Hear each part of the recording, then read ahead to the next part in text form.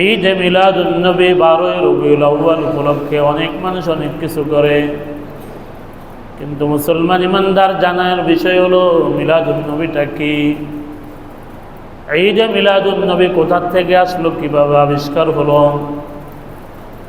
ইতিহাস তালাশ করলে পাওয়া যায় এই ঈদ মিলাদুন্নবী উদযাপন শুরু হয়েছে 604 হিজরিতে। কত হিজরিতে বলেন, মুখস্থ করবেন। 604 হিজরিতে। কত হিজরিতে? 600, অর্থাৎ নবীজির হিজরি সন প্রায় নবীজি পৃথিবী থেকে যাওয়ার 600 বৎসর পরে। বলেন কয়শো বৎসর পরে? অর্থাৎ সাহাবায়ে কেরামের যুগে ছিল না, তাবেঈনের যুগে ছিল না, তাবেঈনের যুগে ছিল না, এর পরের যুগেও ছিল না, এর পরের যুগেও ছিল না। প্রায় 6 শতাব্দীর পরে, 600 বৎসর পরে প্রথম ঈদ মিলাদুন্নবী ইরাকের মধ্যে প্রচলন শুরু হয়, আবিষ্কার হয়। বাৎসরিক রবিউল আউয়াল মাস আসলে আনন্দ উদযাপন করার এই রীতিটা ইরাকের থেকে শুরু হয়েছে। ইরাকের তৎকালীন বাদশাহ ছিলেন আবু সাইদ, আর একজন আলেম ছিলেন, তার নাম আবুল খাত্তাব। তিনি সর্বপ্রথম 600 হিজরিতে 604 হিজরিতে ঈদ মিলাদুন্নবী পালন শুরু করেন। এই জন্য মুসলমান ইমানদার আরও জানার বিষয় হলো মিলাদুন্নবীটা কি জিনিস। অনেক মানুষ আমরা এটাই জানি না যে মিলাদুন্নবী কি, অথবা জানলো এতটুকু জানি যে নবীজি এই মাসে আগমন করছেন অথবা নবীজি আগমনের দিন, কিন্তু এটাকে অন্য অর্থ আমাদের সমাজে প্রচলিত আছে। যেমন আপনাদেরকে বোঝানোর জন্য বলে, আগে বুঝবেন, এরপরে চিন্তা করবেন, এরপরে কথা থাকলে আমার সাথে বলবেন। যেমন মিলাদ অর্থ কি জিনিস? মিলাদ আর আন নবী দুটোটা মিলে হয়েছে মিলাদুন নবী। মিলাদ একটা শব্দ, আন নবিয়ুন একটা শব্দ, এই দুইটা মিলে হয়েছে কি মিলাদুন নবী। মিলাদ অর্থ হলো জন্ম। বলেন মিলাদ অর্থ কি? আর নবী মানে আমার আপনার নবী সরকার দু আলম মুহাম্মদুর রাসূলুল্লাহ সাল্লাল্লাহু আলাইহি ওয়াসাল্লাম, এই দুইটা মিলে হয়েছে নবীজি সাল্লাল্লাহু আলাইহি ওয়াসাল্লামের জন্ম। বলেন নবীজির কি জন্ম। এখন আরেকটা ভুল ভেঙে দেই, এখন আমরা দোয়া পড়াইলেও কই কি মিলাদ হবে। বলেন বলি কি বলি না? সবাই সমাজের মধ্যে যখন ঘরে বাড়িতে দোকানে এখানে সেখানে দোয়া পড়ায়, তখন কি বলে? মিলাদ হবে, মিলাদে আসেন। কি বলেন? বলে কি বলেন? অথচ মিলাদ অর্থ কি? জন্ম। বলেন মিলাদ অর্থ কি? জন্ম। আর আমরা বলি কি পড়ব দুরূদ শরীফ, হবে দোয়া, ঠিক না? বলা দরকার কি যে দোয়া হবে, সকলে দোয়ায় আসেন। বলেন বলবেন না ইনশাল্লাহ? কি বলবেন? হ্যাঁ দোয়া হবে। কি হবে? দোয়া হবে। যে আমার নতুন বাড়িতে আমি দোয়ার আয়োজন করেছি, আপনারা সবাই আসবেন, দোয়ায় যাবেন ইনশাল্লাহ। হুজুরের আসবে, দোয়া হবে, সকল ময় মুরব্বীদের জন্য দোয়া হবে। কি বলেন? আমরা তো দোয়া করলে নিজের ভাই, চাচাতো ভাই, আত্মীয় স্বজন, আপনজন সবাই নিয়ে ডাকি না? তো সবাইকে বলবো যে কি ময় মুরব্বী সকলের জন্য, আমাদের জন্য দোয়া হবে। সকলে কোথায় আসবো? দোয়ায় শরীক হই, দোয়ায় উপস্থিত থাকবেন ইনশাল্লাহ, আপনার দাওয়াত। এখন আমরা অনেক সময় বলে ফেলি কি ইনশাল্লাহ মিলাদে থাকেন আপনি। তো জন্মের মধ্যে তখন কি, আচ্ছা বলেন তো দেখি, নিজের একটু সুন্দর করে চিন্তা করেন তো, তখন কি নবীজির জন্ম নিয়ে কোনো আলোচনা হয়? নবীজির কোনো জন্ম বৃত্তান্ত আলোচনা হয় দোয়ায়? অথচ বলে কি যে মিলাদে আইসেন। বলেন আজ থেকে ইনশাল্লাহ নিয়ত করে বলবো, এটা আমরা শিখে নেই যে দোয়ায় আসবেন। কোথায় আসবেন? দোয়ায় থাকবেন আপনি। আমার বাড়িতে দোয়া হবে, আমার বাসায় দোয়া হবে, আমার আব্বার জন্য দোয়া হবে, আপনি থাকবেন ইনশাল্লাহ। বলেন ইনশাল্লাহ। বলবো তো ইনশাল্লাহ। তাহলে আজকে থেকে বুঝে নিলাম মিলাদ অর্থ কি? জন্ম। বলেন মিলাদ অর্থ কি? মিলাদ অর্থ জন্ম। মিলাদ অর্থ কি? জন্ম। তো মিলাদুন নবী অর্থ হলো নবীজির জন্ম। বলেন নবীজির কি? এখন নবীজির জন্ম বৃত্তান্ত আলোচনা মিলাদুন নবী বলতে কি বোঝায়? বিসমিল্লাহির রহমানির রহিম। মা কানা মুহাম্মাদুন আবা আহাদিন মির রিজালিকুম ওয়ালাকিন রাসূলুল্লাহ ولكن رسول الله وخاتم النبيين وكان الله بكل شيء عليما. وقال النبي صلى الله عليه وسلم أنا خاتم النبيين لا نبي بعدي، أو كما قال النبي عليه الصلاة والسلام. সকলে দুরূদ শরীফ পড়ে আল্লাহুম্মা সাল্লি আলা মুহাম্মাদিন ওয়া আলা আলি মুহাম্মাদ كما صليت على إبراهيم وعلى آل إبراهيم إنك حميد مجيد. اللهم بارك على محمد وعلى آل محمد كما باركت على إبراهيم وعلى آل إبراهيم إنك حميد مجيد. بلغ العلا كشف الدجى بجماله حسنت جميع خصاله صلوا عليه وآله. بلغ العلا بكماله كشف الدجى بجماله حسنت جميع خصاله صلوا عليه وآله. لا إله لا إله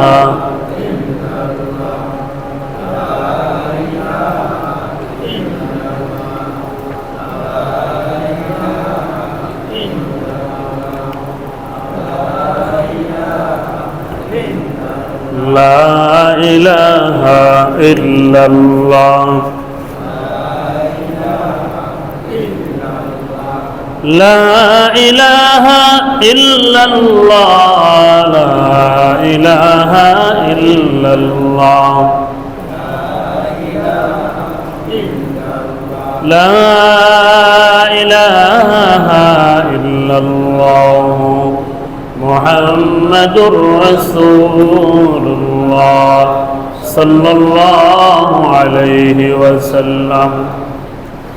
सूरज ने दिया फिन शुआ उनको ये पैगाम, दुनिया है अजीब चीज, कभी सुबह कभी शाम। दुनिया में हो दुनिया में हो दुनिया का तलबगार नहीं हो, बाजार से गुजरो खरीदार नहीं हो, बाजार से गुजरो खरीदार नहीं हो। उल्फत में बराबर हो अगर हो के जफा हो, हर चीज में लज्जत है अगर दिल में मजा हो। महबूब खुदा शाफी महशर है हमारा, फिरदौस जिसे कहते हो फर है हमारा। मजफन में भी फैश नजर आपका जलवा, कब सूत ही बेदार मुकद्दर है हमारा। সকলে বলে আলহামদুলিল্লাহ। মহান আল্লাহ রব্বুল আলামিনের দরবারে অসংখ্য গণিত শুকর, যে মহান রব্বুল আলামিন আমাদেরকে ফিতনা ফাসাদের যুগে শুক্রবার দিন পবিত্র জুমার দিনে সমাজের অসংখ্য গণিত মানুষদের মধ্য থেকে যাচাই বাছাই করে ভালোবেসে আল্লাহ পাক রব্বুল আলামিন আমাদেরকে মাহে রবিউল আউয়াল তথা আমার আপনার নবী সরকারে দো আলম আকা ইমানদার তাজদার মদিনা হযরত মুহাম্মদ মুস্তাফা আহমদ মুস্তাফা সাল্লাল্লাহু আলাইহি ওয়াসাল্লামের আগমন ও বিদায়ের মাস রবিউল আউয়াল মাস। এই মাসেই আল্লাহর রসুল দুনিয়া আগমন করেন, এই মাসে রসুল দুনিয়া থেকে বিদায় হন। এমন এক বরকতি মাসে জুমার দিনে জুমার নামাজ আদায় করার জন্য আল্লাহ তাআলা আমাদেরকে আগে আগে আল্লাহ তাআলার ঘর বেহেশতের বাগান মসজিদের মধ্যে আসবার জন্য, বসবার জন্য তৌফিক দান করেছেন। এই জন্য সকলেই মহামালিকের দরবারে উচ্চ আওয়াজে কালিমাতুশ শুকর আদায় করি, আলহামদুলিল্লাহ। এই মাসের নাম হলো রবিউল আউয়াল মাস। বলেন কি নাম? রবিউল আউয়াল মাস। এই মাসেই আমার আপনার নবী, সর্বকালের সর্বশ্রেষ্ঠ নবী, খাতামুন নবিয়্যিন অর্থাৎ শেষ নবী, যার পরে আর কিয়ামত পর্যন্ত কোনো নবী পৃথিবীতে আগমন করবেন না, আল্লাহ তাআলার সবচেয়ে প্যারা বন্ধু, ইমামুল মুরসালিন, সৈয়দুল মুরসালিন, খাতামুন নবিয়্যিন নবী মুহাম্মদুর রাসূলুল্লাহ সাল্লাল্লাহু আলাইহি ওয়াসাল্লাম এই মাসেই দুনিয়াতে আগমন করেন। বলেন না সুবহানাল্লাহ। এই মাসে নবীজি সাল্লাল্লাহু আলাইহি ওয়াসাল্লামের আগমনের মাস, বিদায়ের মাস।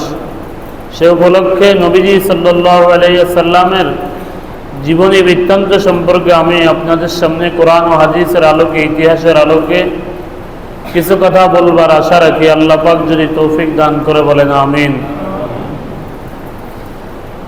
সম্মানিত উপস্থিত মুসল্লিয়ানে কেরাম, পৃথিবীর মধ্যে আল্লাহ রসুল বলেন, قال النبي صلى الله عليه وسلم خير القرون قرني ثم الذين يلونهم ثم الذين يلونهم।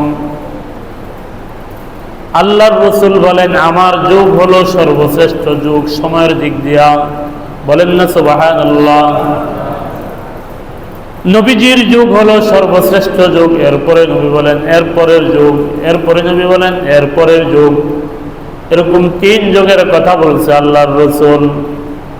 রসুল বলেন, আমার যুগ হলো সর্বশ্রেষ্ঠ যুগ, আমার যুগের মানুষগুলো সর্বশ্রেষ্ঠ মানুষ, যাদের নাম শুনলে পড়তে হয় রাদিয়াল্লাহু আনহু। ঠিক না বেঠিক? নবীর যুগের মানুষটা হলো সাহাবায়ে কেরাম। ঠিক না বেঠিক?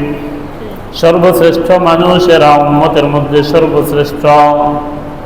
এরপরে নবী বলেন এরপরের যুগ, এরপরে হলো এরপরের যুগ। যুগ যত পরিবর্তিত হচ্ছে, আবর্তিত হচ্ছে, তত মানুষের ঈমানের অবস্থার অবনতি হচ্ছে। দিন যত যাচ্ছে তত মানুষের ঈমান হালকা হচ্ছে, কিয়ামত নিকটবর্তী হচ্ছে। মানুষের আমল তত কমতেছে, মানুষের ঈমান তত কমতেছে, আল্লাহ বলনেওয়ালা মানুষের সংখ্যা কমতেছে। ঠিক না বেঠিক? এভাবেই একদিন কিয়ামত হবে, যতক্ষণ পর্যন্ত পৃথিবীর মধ্যে একজন মানুষও আল্লাহকে আল্লাহ বলে ডাকবে, দুনিয়ার মধ্যে আল্লাহকে আল্লাহ বলে স্বীকার করবে, ততদিন পর্যন্ত আল্লাহ তাআলা কিয়ামত দিবে না। একজনের জন্য আল্লাহ তাআলা তামাম পৃথিবী টিকে রাখবে। যত যুগ যাচ্ছে, যত সময় যাচ্ছে, তত নতুন নতুন ফিতনা আবিষ্কার হচ্ছে। কি বলেন? ঠিক না বেঠিক? তত নতুন নতুন প্রযুক্তি আবিষ্কার হচ্ছে, তথা ইসলামের দিক দিয়েও শরীয়তে ইসলামের মধ্যে অনেক নতুন নতুন জিনিস আবিষ্কার হচ্ছে। এজন্যই নবী পাক সাল্লাল্লাহু আলাইহি সাল্লাম বলেছেন যে আমার যুগ হলো সর্বশ্রেষ্ঠ যুগ, এরপরে হলো এরপরের যুগ, এরপরের যুগ। তিন যুগের কথা নবী বলেছেন। বলেন নবী সাল্লাল্লাহু আলাইহি ওয়াসাল্লাম খায়রুল কুরুনি করনি সুম্মা আল্লাযীনা ইয়ালুনহুম সুম্মা আল্লাযীনা ইয়ালুনহুম। তিন যুগ হলো নবী পাকের যুগ, এরপরের যুগ সাহাবায়ে কেরামের যুগ, এরপরের যুগ তাবেঈন, তাবেঈনের যুগ। অর্থাৎ এক নম্বর যুগ হলো যারা রসুলকে দেখছে, দুই নম্বর যুগ হলো রসুলকে যারা দেখছে তাদেরকে যারা দেখছে, অর্থাৎ সাহাবীদেরকে যারা দেখছে।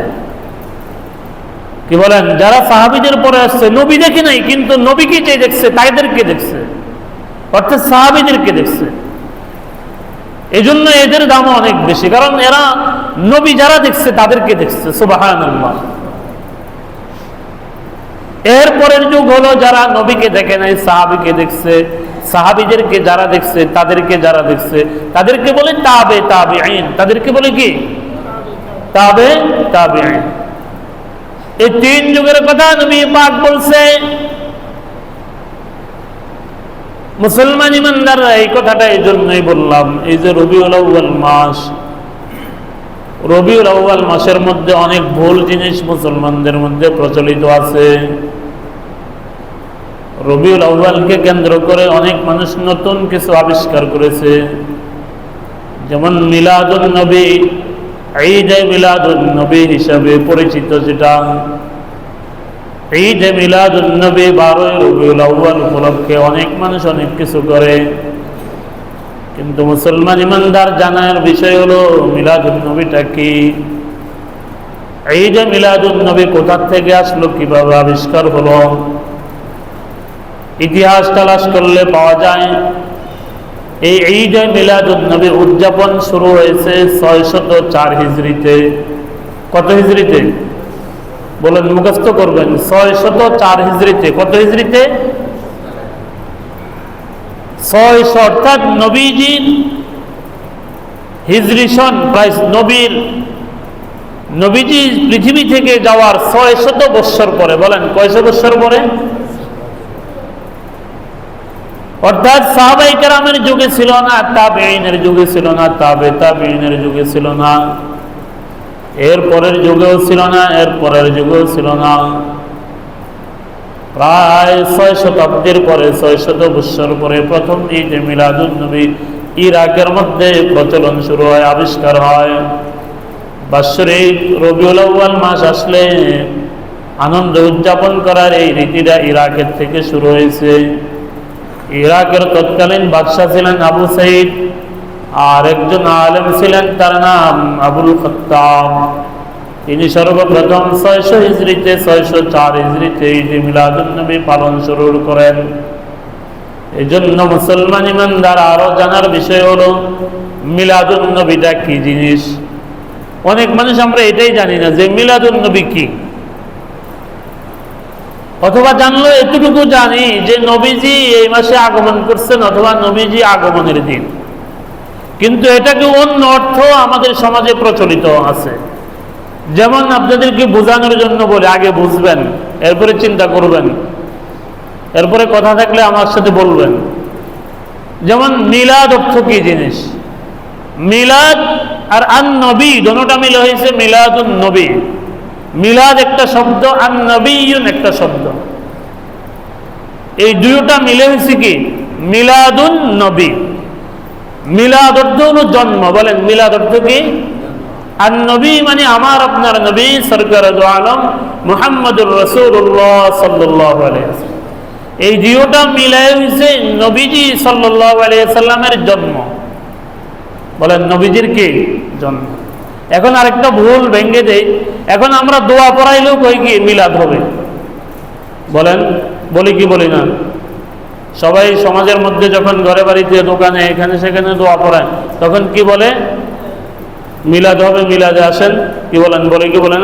অথচ মিলাদ অর্থ কি? জন্ম। বলেন মিলাদ অর্থ কি? জন্ম। আর আমরা বলি কি করব দুরূদ শরীফ, হবে দোয়া, ঠিক না? বলা দরকার কি যে দোয়া হবে, সকলে দোয়ায় আসেন। বলেন বলবেন না ইনশাল্লাহ? কি বলবেন? হ্যাঁ দোয়া হবে। কি হবে?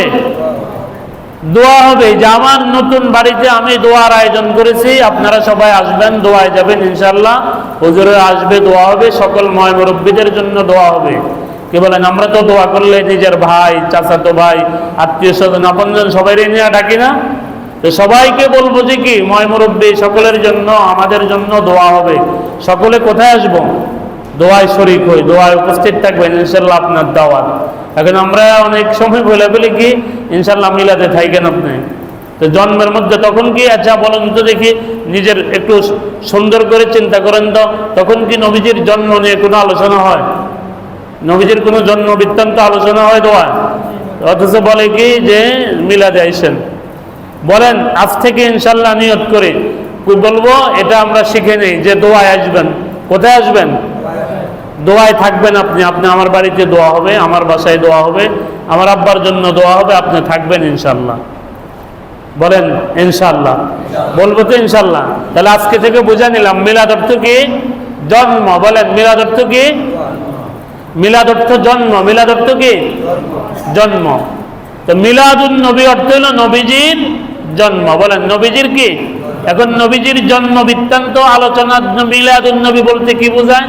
মিলাদুন নবী বলতে এক নম্বরে মিলাদুন নবী বলতে বোঝায় নবী করিম সাল্লাল্লাহু আলাইহি সাল্লাম দুনিয়ায় আগমনের পূর্বে কিছু অলৌকিক ঘটনা বলে হয়েছে, এগুলো থেকে নিয়ে নবীজির জন্ম পর্যন্ত, জন্মের পরেও কিছু ঘটনা হয়েছে, এই পুরা সবটাকে বলা হয় মিলাদুন নবী। পুরা সবটাকে বলা হয় কি? এগুলো আলোচনার বিষয়। বলেন কিসের বিষয়? আলোচনার বিষয়। একজন মুমিন হিসাবে, নবীর উম্মত হিসাবে নবীজির জন্ম বৃত্তান্ত, নবীজির পুরা জীবনী আমাদের অবশ্যই অবশ্যই প্রত্যেকটা মুসলমানের জানা আবশ্যক। ঠিক না ভাই? ঠিক, ঠিক না ভাই? ঠিক। এই জন্য শুধু এটা করব না যে শুধু বৎসরে একদিন মিলাদুন নবী হইলে 12ই রবিউল আউয়াল উপলক্ষে একবার বৎসরে দোয়া মিলাদ পড়াবো, মিষ্টি খাবো, রাস্তায় মিছিল করব, অনেক সময় আনন্দ করতে যে নবীজির সকল ঈদের ঈদ, সেরা ঈদ, ঈদে মিলাদুন নবী, এরকম বলে কি বলে না? ইসলামের মধ্যে আমরা যত হাদিসের মধ্যে, হাদিসের যত কিতাব আছে সব জায়গায় আসছে আল্লাহ রসুল বলেন যে মুসলমানের জন্য দুইটি ঈদ। বলেন মুসলমানের জন্য কয়টা ঈদ? দুই। দেখা হলো কোন? রমজানের ঈদ, আরেকটা ঈদুল ফিতর, আরেকটা হলো ঈদুল আজহা। এছাড়া ইসলামী শরীয়তের মধ্যে অন্য কোনো ঈদ নাই। বলেন আছে? ঈদ আছে। এই জন্য হ্যাঁ, নবীর জন্ম বৃত্তান্ত, নবীজির জন্ম আলোচনা করব, নবীজির জীবনে জানবো, নবীজির জীবনে জেনে নবীর সুন্নত অনুযায়ী আমল করার নাম হলো, এটা হলো উম্মতের আসল দায়িত্ব আর আসল উম্মতের পরিচয়। ঠিক না ভাই? ঠিক। বলেন নবীজির জন্ম বৃত্তান্ত, নবীজির জীবনী, নবীজির পুরা 63 বছরের জীবনী জানা, এরপরে নবীর সুন্নতের উপর আমল করা। সবচেয়ে গুরুত্বপূর্ণ বিষয় হলো আমি নবীর সুন্নতের উপরে কতটুকু আমল করলাম। ঠিক না ভাই? ঠিক। বলেন আমি অনেক কিছু জানলাম কিন্তু আমি কিছুই আমল করলাম না, তো এই জানার দ্বারা কোনো লাভ আছে? অনেক কিছু জানলাম, অনেক কিছু বুঝলাম কিন্তু কোনো আমল নাই। নবীর কোনো সুন্নতের আমল নাই, নবীর কোনো বিধিবিধানের উপরে আল্লাহর কোনো বিধানের আমল নাই, নবীর সুন্নত, নবীর আদর্শ আমার মধ্যে নাই। তাহলে মুখে মুখে যতই নবীর আশিক দাবি করে, বৎসরে একবার যদিও দাবি করি আমি আশিকে রাসূল, ঈদে মিলাদুন নবী পালন করা, বড় করা, মিলাদ পড়াইলাম, দোয়া করলাম, মুসলমান ইমানদার নবীর আদর্শ যদি কার মধ্যে না থাকে তাহলে সে প্রকৃত নবীর প্রকৃত আশিক না, উম্মত না। ঠিক না বেঠিক? ঈদে মিলাদুন নবী। এখন মিলাদুন নবী, এই মিলাদুন নবী হলো আল্লাহর রসুলের, বলছিলাম এক নম্বর কথা হলো মিলাদ অর্থ জন্ম। বলেন মিলাদ অর্থ কি? জন্ম, জন্ম বৃত্তান্ত। আর নবী অর্থ নবী, আমাদের নবীর জন্ম বৃত্তান্ত মিলাদুন নবী অর্থ। এই 12ই রবিউল আউয়াল এটাও একেবারে সহি বিশুদ্ধ মত না। নবীজির জন্মের ব্যাপারে কয়েকটা অভিমত আছে। হাদিসের কিতাবের মধ্যে প্রায় 60টা অভিমত পাওয়া যায়। বলেন কয়টা অভিমত? কিন্তু এর মধ্যে 3টাকে বেশি গ্রহণযোগ্য বলছে, তার মধ্যে 2টা আরো সবচেয়ে বেশি গ্রহণযোগ্য।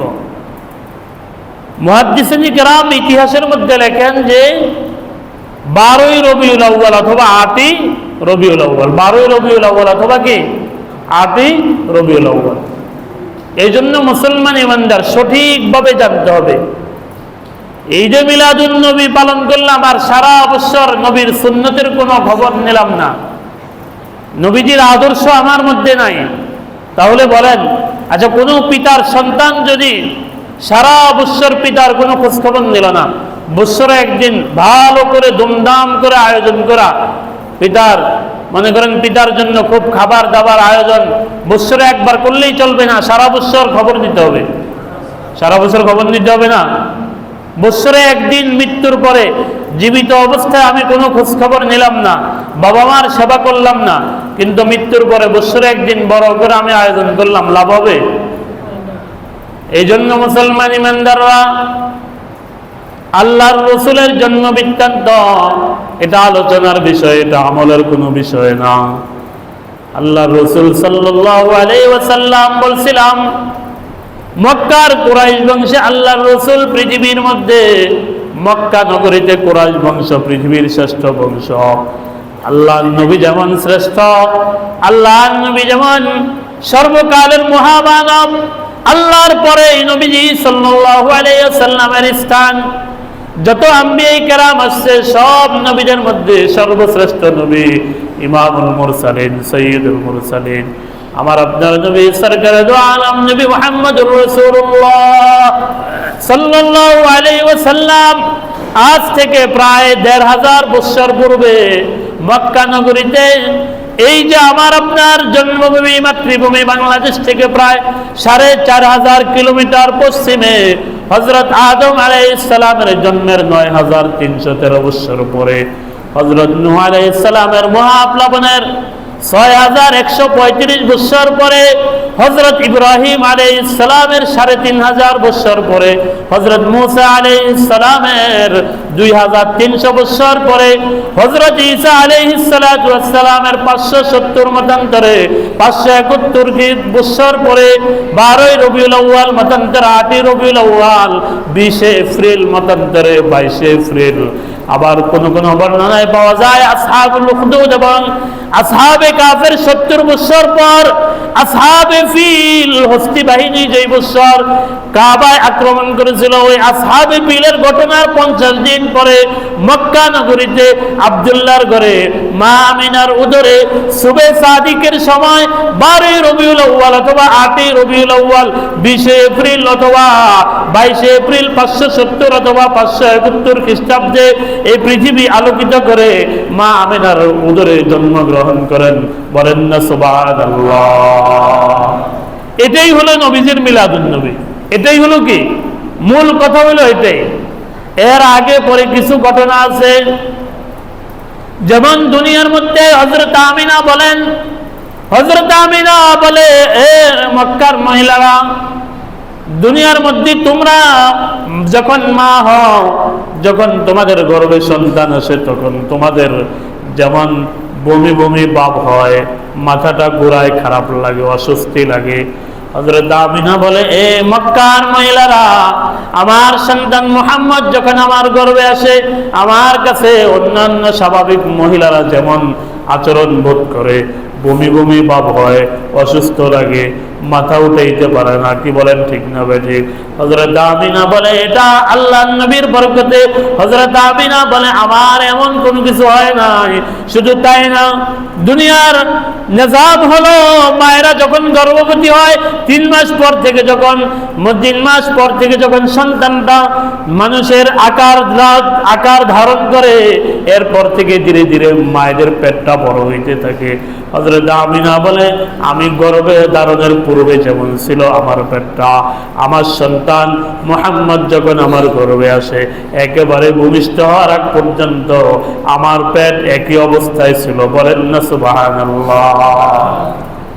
মুসলমান ইমানদার, আমার আপনার নবী তো সরকারে দো আলম, আমার আপনার নবী সাধারণ কোনো মানুষ নয়, নবীদের মতো, অন্যান্য নবীদের মতো নয়, সর্বকালের শ্রেষ্ঠ নবী, খাতামুন নবীন। আল্লাহর নবীর পরিচয় দিতে গিয়ে কোরআনের মধ্যে আল্লাহ তাআলা নিজে নবীজির পরিচয় দেয়।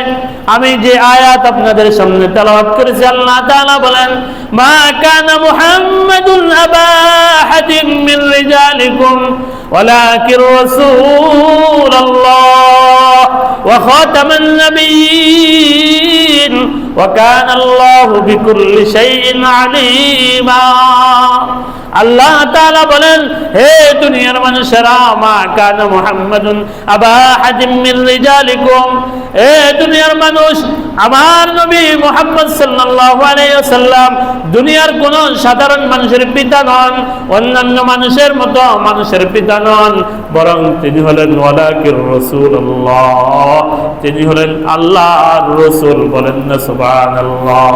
কেমন রাসূল, কেমন রাসূল, লাকিন রাসূলুল্লাহ ওয়া খাতামান নবিয়্যিন, এবং তিনি হলেন শেষ নবী, বলেন না সুবহানাল্লাহ। অন্যান্য নবীদের পরে যেমন আরো নবী আসছে, হযরত আদম আলাইহিস সালামের পরে নবী আসছে, হযরত নূহ আলাইহিস সালামের পরে নবী আসছে, হযরত ইব্রাহিমের পরে নবী আসছে, হযরত সুলাইমানের পরে নবী আসছে, হযরত ইউসুফের পরে নবী আসছে, হযরত মূসা আলাইহিস সালামের পরে নবী আসছে। কিন্তু আমার আপনার নবীর পরে কিয়ামত পর্যন্ত আর কোন নবী আসবে না। কারণ আল্লাহর রাসূল আয়াতের ব্যাখ্যা করে জানায় দেয়, ক্বালান নবী সাল্লাল্লাহু আলাইহি ওয়াসাল্লাম আনা খাতামুন নবিয়্যিন লা নবিয়্যা বাদি, আমি শেষ নবী, আমার পরে আর কোন নবী আসবে না। কিয়ামত পর্যন্ত কেউ যদি নবী দাবি করে, তারা কাযযাব, তারা দাজ্জাল, তারা কাফের, বেঈমান, ঠিক না বেঠিক? এই জন্য গোলাম আহমদ কাদিয়ানী, কাদিয়ান নামক যারা কাদিয়ানী সম্প্রদায় যারা, এরা কাফের, এরা বেঈমান, এরা দাজ্জাল, এরা মুসলমান না। যদি এরা মুসলিম পরিচয় দেয়, কিন্তু যারা কাদিয়ানী, কাদিয়ানীদের যারা অনুসরণ করে, গোলাম আহমদ কাদিয়ানীর যারা অনুসারী, এরা মুসলমান না, এরা কাফের, এরা বেঈমান, ঠিক কিনা? ঠিক কিনা? কাদিয়ানীরা কাফের না? কি বলেন?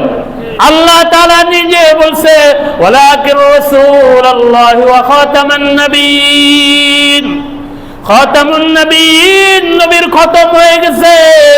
আমার আপনার নবী দুনিয়া আসার পরে আর কোন নবী আসবে না, আল্লাহ তাআলা নিজে জানায় দিয়েছে। সুতরাং কেউ যদি এরপরে নবী দাবি করে, কেউ যদি এই কিয়ামত পর্যন্ত কেউ যদি নবী দাবি করে, এরা কাফের, বেঈমান। শুধু তারাই কাফের না, যারা তাদেরকে কাফের বলবে না তারাও কাফের। তারা তাদেরকে, যারা তাদেরকে সমর্থন দেবে, সহযোগিতা করবে, তাদের পক্ষে বলবে, চাই রাষ্ট্রের কেউ হোক, প্রশাসনের কেউ হোক, সরকার হোক, যে কেউ হোক, যদি তাদেরকে কোনো প্রকার সহযোগিতা করে, তাদের পক্ষে কথা বলে, তাদেরকে যদি অমুসলিম না বলে, তারাও অমুসলিম, ঠিক না বেঠিক? এই জন্য মুসলমান ইমানদার, মা আমিনা, হযরত আমিনা, শুধু তাই না, আল্লাহু আকবার, আমার আপনার নবী কেমন নবী! হায় হায়, দুনিয়ার নিজাম হলো সন্তান দুনিয়ায় আসার পরে, দুনিয়ায় আমার আপনার সন্তান যারা দুনিয়ায় আসছে, দুনিয়ার সব মানুষের নিয়ম হলো সন্তান দুনিয়ায় আসার পরে 7 দিন পরে সন্তানের নাম রাখে, আকিকা করে, ঠিক না বেঠিক? সপ্তম দিনে গিয়ে আকিকা করে, সপ্তম দিনে গিয়ে নাম রাখে।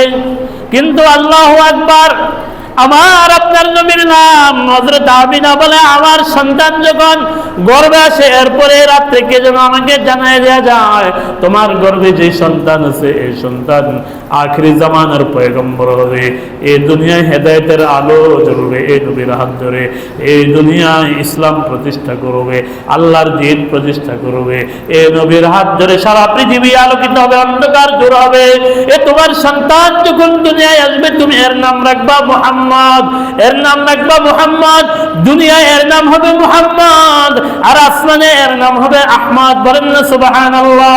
এই জন্য মুসলমান ইমানদার, হযরত আমিনা বলে ইতিহাসের কিতাবের মধ্যে পাওয়া যায়, হযরত আমিনা যখন আমার আপনার নবীকে যখন ওদের থেকে ভূমিষ্ঠ করলেন, আল্লাহর নবী যখন জন্ম লাভ করলেন, মুসলমান ইমানদাররা, শুধু তাই না, আরো কি অলৌকিক ঘটনা!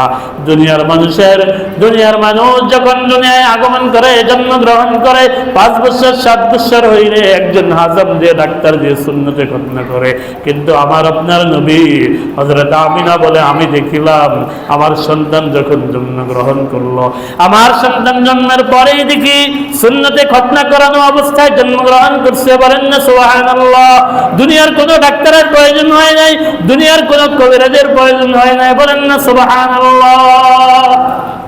মুসলমান ইমানদাররা, শুধু তাই না, হযরত আমিনা বলে, হায় হায়, যখন আল্লাহর রাসূল দুনিয়ায় আগমন করলেন, হযরত আব্দুল মুত্তালিব, রাসূলের চাচা আব্দুল মুত্তালিব, রাসূল যখন জন্মগ্রহণ করলেন, জন্মের পরে আল্লাহর রাসূলকে কুলে নিলেন, কুলে নিয়া কুলে নিয়া সরাসরি বাইতুল্লাহ চলে গেলেন। মাতাফের মধ্যে গিয়া আল্লাহর রাসূলকে কুলে নিয়া হায় হায় আল্লাহকে ডাক দিয়া বলতেছে, কাবার মালিক, বাইতুল্লাহর মালিক, আমার সন্তান আব্দুল্লাহ নেই, কারণ আল্লাহর রাসূলের পিতা রাসূলকে গর্ভে রেখে ইন্তেকাল করেছে। ঠিক না বেটি? জন্মের পরে রাসূল পিতাকে হারান। তো চাচা দাদা আব্দুল মুত্তালিব আল্লাহর রাসূলকে কোলে নিয়ে বাইতুল্লাহর মাতাফের মধ্যে চলে গেলেন, গিয়া বলতেছে, কাবার মালিক, আমার সন্তান আব্দুল্লাহ নাই, কিন্তু তুমি আমাকে আমার নাতি আব্দুল্লাহর সন্তান মুহাম্মদ দান করেছো।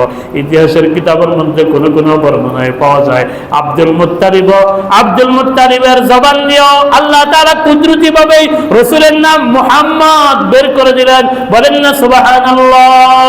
দুনিয়ার কোন মানুষ আমার আপনার নবীর নাম রাখে নাই, আব্দুল মুত্তালিব জানতেন না, কিন্তু এমনি কেমন যাবে আল্লাহ তাআলা কুদরতি ভাবে আল্লাহর রাসূলের নামটা আব্দুল মুত্তালিবের জবান দিয়ে বের করে দিলেন। বলেন না সুবহানাল্লাহ। আয় হায় ইতিহাসের মধ্যে লেখে, কিতাব মুফাসসিরিনে কেরাম, মুহাদ্দিসিনে কেরাম লেখে, আব্দুল মুত্তালিব যখন আল্লাহু আকবার, আল্লাহর নবী এত সুন্দর ছিলেন, হায় হায় পূর্ণিমার চাঁদকে হার মানায়। হযরত আয়েশা রাদিয়াল্লাহু আনহা এজন্য বলতেন, আমার ঘরে যখন হযরত মুহাম্মদ সাল্লাল্লাহু আলাইহি ওয়াসাল্লাম নবীজি যখন ঘরের মধ্যে প্রবেশ করতেন তো ঘরটা আলোকিত হয়ে যেত। বলেন না সুবহানাল্লাহ। নবীজির চেহারা এরকম নূরে চমকাইত।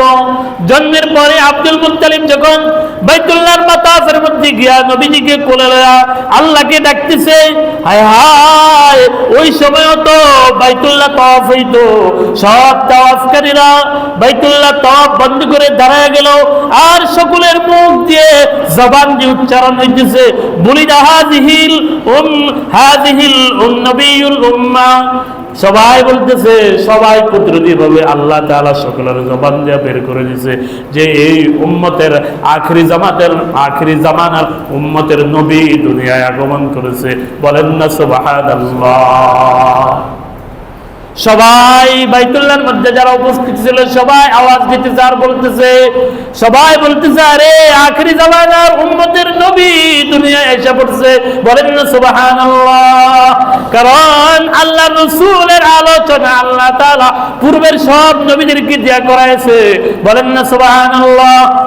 সব নবীদের দিয়া, সব নবীরা জানতো আল্লাহ রাসূল দুনিয়ায় কখন আসবে।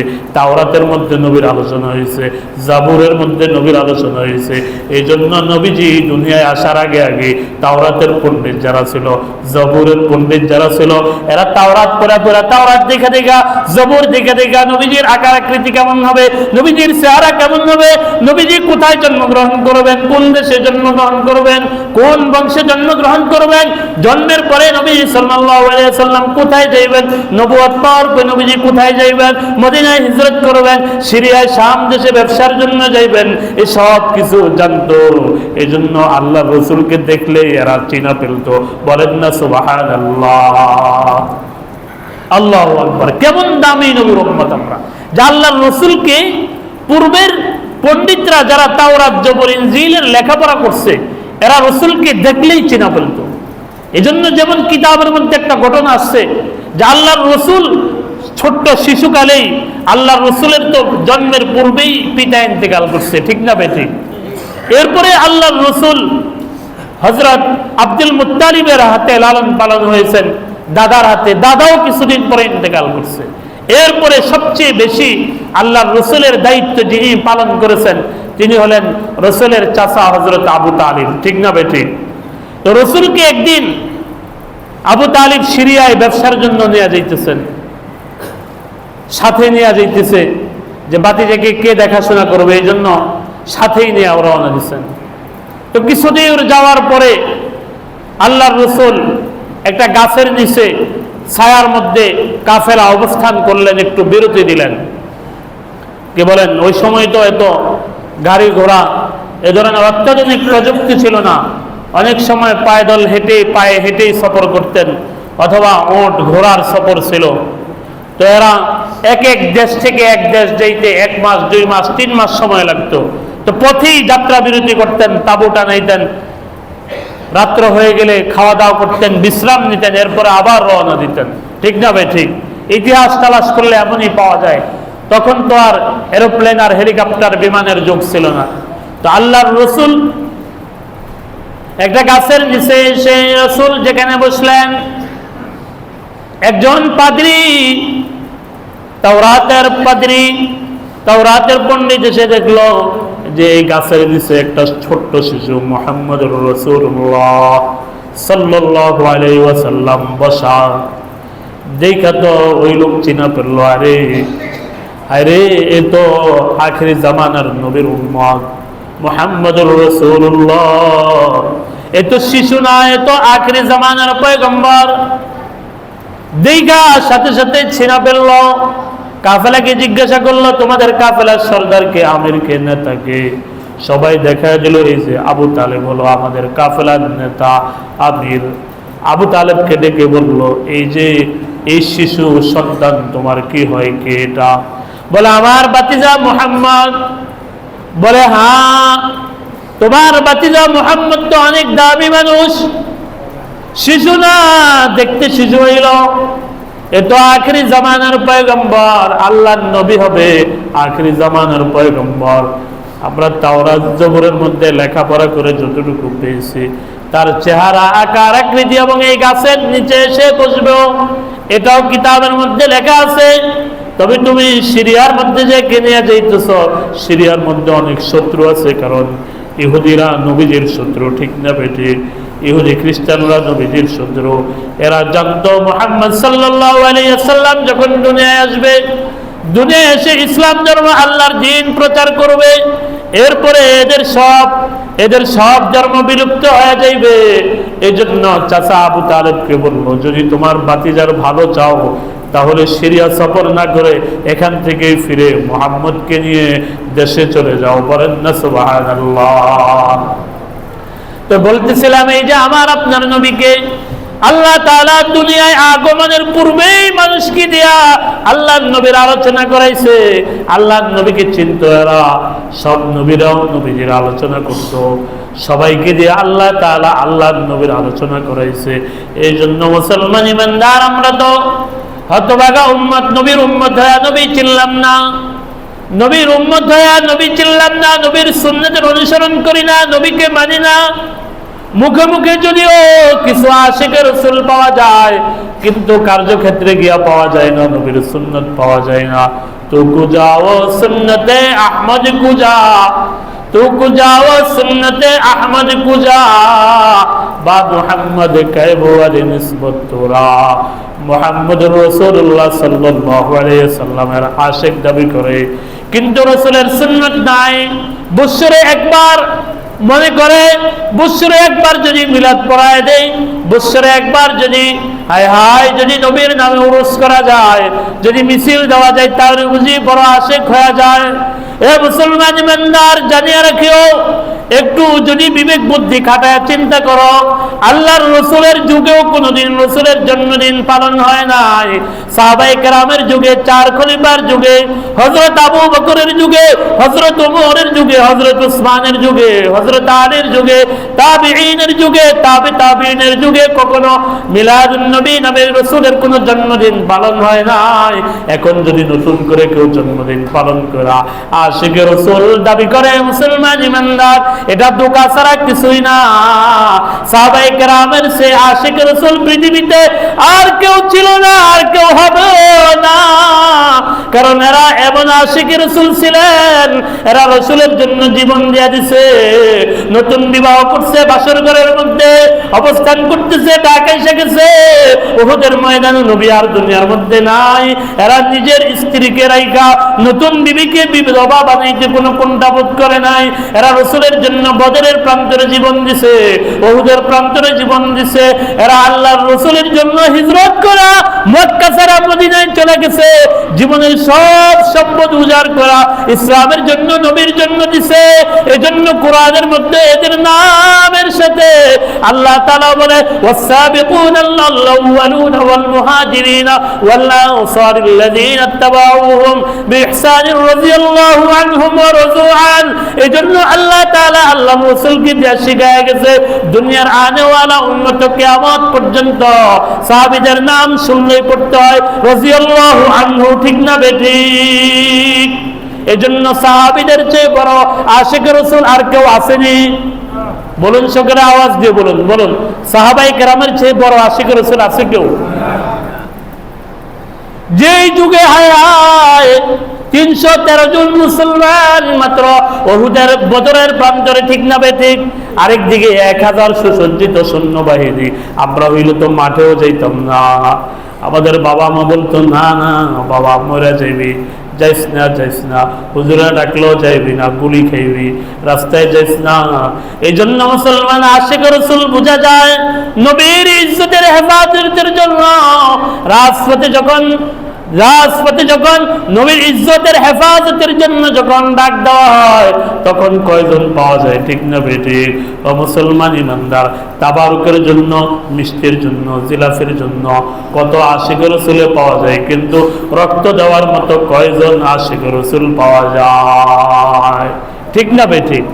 আসল আশিক রাসূল হলো আল্লাহর রাসূলের ইজ্জত হেফাজতের জন্য যারা রক্ত দেয়, জীবন দিয়েছে। সাহাবায়ে কেরামের অনুসরণ করে যারা রক্ত দেয়, যারা জীবন দিতে দ্বিধাবোধ করে না, এরা হলো আসল আশিক রাসূল, ঠিক না বেঠিক? এরা হলো কি আসল আশিক রাসূল। এই জন্য মুসলমান ইমানদার প্রকৃত আশিক রাসূল হইতে হবে। সারা জীবন ভর নবীর সুন্নতের উপরে চললো। ও মুসলমান ইমানদার, আরেকজন সারা জীবন ভর দাড়ি রাখলো না, টুপি পরলো না, নবীর সুন্নতের উপরে চললো না, মেসওয়াক করলো না, সুন্নতের উপরে চললো না, এক কথায় সারা জিন্দেগি ভর নবীর কোন সুন্নতের দ্বারা দাঁড়ায় না, আল্লাহর কোন বিধানের দ্বারা দাঁড়ায় না। ও মুসলমান ইমানদার, এরা যদি বৎসরে একবার মিলাদুন নবী পালন করলে আশিক রাসূল হয়ে যায়। আর যারা সারা জীবন ভর সারা জীবন হায় হায় নবীর সুন্নতের উপরে আমল করলো, এমন বহু আমাদের আকাবির মুরব্বীরা পাওয়া যায় সারা জিন্দেগি ভর নবীর সুন্নতের খেলাফ কোনো কাজ করে নাই। এই জন্য আমাদের এক মুরব্বীর জীবনে যে পাওয়া যায়, একজন এক পীর সাহেবের কাছে গেছে মুরিদ হওয়ার জন্য। যায় কে যায় না? যায় না অনেকে? আমরা তো যাই হক্কানি আল্লাহওয়ালা যারা, তাদের কাছে মুরিদ হওয়ার জন্য যায় কে যায় না? এক লোক এক পীর সাহেবের কাছে গেছে মুরিদ হওয়ার জন্য। তো আমরা তো এখন যার তার কাছে গিয়া মুরিদ হয়ে যায়, পরীক্ষা করি না। আসলে অনেকে যার তার কাছে গিয়েই কি হয়ে যায়, মুরিদ হয়ে যায়। বর্ণনা হক্কানি এটা চিন্তা করে না। এই জন্য সহি হক্কানি পীরের কাছে যেতে হবে। হক্কানি পীর কারা? যাদের কাছে নবীর আদর্শ আছে, যাদের কাছে কি আছে, নবীর আদর্শ আছে, সুন্নতের উপরে চলে, সুন্নতের খেলাফ কাজ করে না। এই জন্য মুসলমান ইমানদার আগে গেলে পীরকেও পরীক্ষা করতে অনেক মুরিদ এমন ছিল। তো পীরের দরবারে গিয়ে অবস্থান করতেছে, খানকায় গিয়ে অবস্থান করতেছে, দীর্ঘদিন অবস্থান করে দেখার পরে এরপরে পীর সাহেব জিজ্ঞাসা করতেছে, কি ব্যাপার, তুমি অনেক দিন হইলেও আমার দরবারে আসলা, কি জন্য আসলা? থাকতেছো, ঘুমাইতেছো, খাইতেছো, কিন্তু কোনো কিছু বলতেছো না। ওই লোকটা বলল, হযরত আমি আপনার কাছে আসছি মুরিদ হওয়ার জন্য, তবে আমি জানি পীর মানে আল্লাহওয়ালা, পীর মানে হলো আল্লাহর সাথে যাদের সাথে সম্পর্ক আছে। আমি দেখতে চাই এতদিন ধরে অবস্থান করতেছে, আমি দেখতেছি আপনার মধ্যে কোনো কারামত আছে কিনা, আপনি কোনো অলৌকিক কারামত দেখাইতে পারেন কিনা। আমি যদি এরকম দেখি তাহলে আমার মনটা চায়, তাহলে আমি মনে মনে এরাদা করে রাখছি যে পীর সাহেব হক্কানি না সহি কিনা, কোনো কারামত আছে কিনা, তারপরে আমি আপনার কাছে মুরিদ হব। ও পীর সাহেব বলতেছে, ওরে বাবা তুমি এতদিন ধরে আসছো, কোনো কারামত দেখছো কিনা? কয় না। কয় তবে তুমি আমার দরবারে যে আসছো, সুন্নতের কোনো খেলাফ আমার দ্বারা এমন কোনো কাজ হয়েছে, সুন্নতের খেলাফ কোনো কাজ হয়েছে তুমি দেখছো কিনা? কই না না, আমি এতদিন ধরে আপনার দরবারে অবস্থান করতেছি, আমি আপনার দরবারে যতদিন ধরে অবস্থান করতেছি, আমি সুন্নতের খেলাফ কোনো কাজ করতে আপনাকে দেখি নাই। বলেন না সুবহানাল্লাহ। কয় এর চেয়ে বড় কারামত তুমি কি দেখতে চাও, যে এতদিন ধরে অবস্থান করতেছো, সুন্নতের খেলাফ কোনো কাজ করে নাই, সুন্নতের খেলাফ কোনো কাজ হয় নাই, এটাই তো একটা কারামত, ঠিক না বেঠিক? এই জন্য মুসলমান ইমানদার আমরাও যাদের কাছে যাই, অনেক সময় টাকা দেখি আর বড় আফসোস লাগে, জীবন কত সুন্দর করে বানায় দিছে, পাঞ্জাবিটাও খোলার সময় হায় হায় আগে বামটা খোলে, পড়ার সময় আগে ডান হাতাটা পরে। বলেন না সুবহানাল্লাহ। খাওয়ার সময় ডান হাতে খায়, হায় হায় সুন্নতি দস্তরখানের উপরে খায়। হায় হায় জীবনের সব কাজ এরকম আল্লাহওয়ালা এখনো দুনিয়ার জমিনের মধ্যে আছে। এজন্য মুসলমান ইমানদার আসল আশিকে রাসূল যেটা বুঝাইতে চাই, আসল আশিকে রাসূল তো হলো তারা যারা নবীর সুন্নতের উপরে চলে, ঠিক না বেঠিক? যারা নবীর জন্য জীবন দিতে প্রস্তুত হয়ে যায়, যারা নবীর ইজ্জতের হেফাজতের জন্য জীবন দিতে প্রস্তুত হয়ে যায়। এই জন্য মুসলমান ইমানদার নবীর জীবন বৃত্তান্ত, মিলাদুন নবী, সিরাতুন নবী, নবীর জন্ম বৃত্তান্ত, নবীর জীবনী সব কিছু জানবো, জানার পরে মানবো। বলেন না ইনশাআল্লাহ।